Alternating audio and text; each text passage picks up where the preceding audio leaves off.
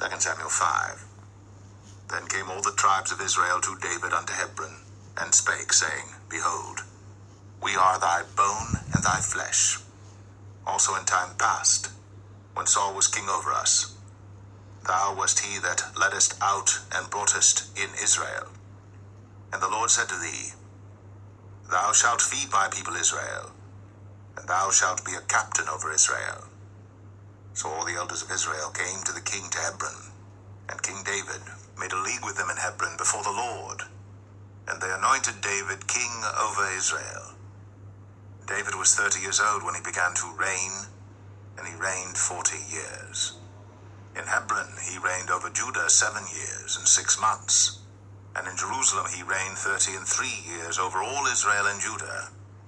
And the king and his men went to Jerusalem unto the Jebusites, the inhabitants of the land, which spake unto David, saying, Except thou take away the blind and the lame, thou shalt not come in hither, thinking, David cannot come in hither.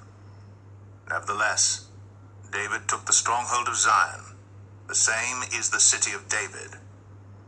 And David said on that day, Whosoever getteth up to the gutter, and smiteth the Jebusites, and the lame and the blind, that are hated of David's soul, he shall be chief and captain. Wherefore they said, The blind and the lame shall not come into the house. So David dwelt in the fort, and called it the city of David. And David built round about from Millo and inward. And David went on, and grew great, and the Lord God of hosts was with him. And Hiram king of Tyre sent messengers to David, and cedar trees, and carpenters, and masons, and they built David an house. And David perceived that the Lord had established him king over Israel, and that he had exalted his kingdom for his people Israel's sake.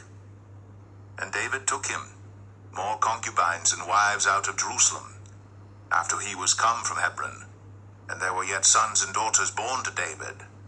And these be the names of those that were born unto him in Jerusalem: Shammua, and Shobab, and Nathan, and Solomon, Ibhar also, and Elishua, and Nepheg, and Japhia, and Elishama, and Eliada, and Eliphalet.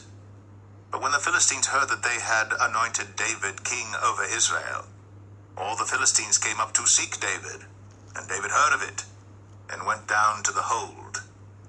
The Philistines also came and spread themselves in the valley of Rephaim.